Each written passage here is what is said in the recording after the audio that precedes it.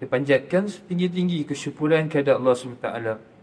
Kerana dengan limpah kurnianya kita dapat bersama dalam majlis pelancaran bantuan Back to School sesi 2026 Mawib pada hari ini. Saya mengucapkan dan terima kasih kepada Majlis Agama Islam Wilayah Persekutuan ataupun Mawib di atas penganjuran program ini. Saya difahamkan bantuan pakaian dan peralatan persekolahan ini adalah merupakan komitmen Mawib dalam meringankan beban kewangan ibu bapa dari kalangan penerima bantuan Mawib untuk sesi persekolahan setiap tahun melibatkan anak-anak di peringkat rendah dan menengah.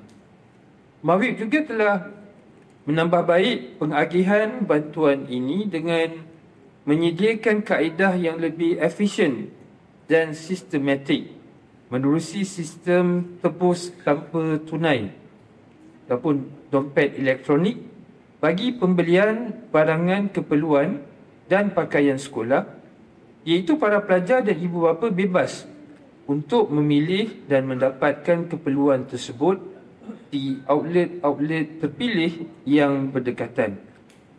Saya difahamkan untuk sesi persekolahan 2026 ini, Mawib telah meluluskan bantuan pakaian dan peralatan persekolahan kepada anak-anak asnaf merangkumi wilayah Persekutuan Kuala Lumpur, Labuan dan Putrajaya sebanyak 20 juta 123,100 ringgit, melibatkan 36,330 orang penerima. Saya melihat komitmen Mawib dalam memastikan anak-anak asnaf tidak terpinggir dari mendapat akses kepada pendidikan.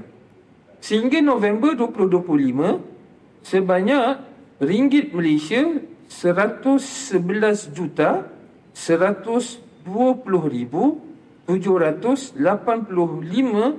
dan 42 sen dana zakat telah diagihkan bagi membantu anak-anak asnaf melalui skim bantuan pendidikan bermula dari sekolah rendah hingga ke institusi pengajian tinggi.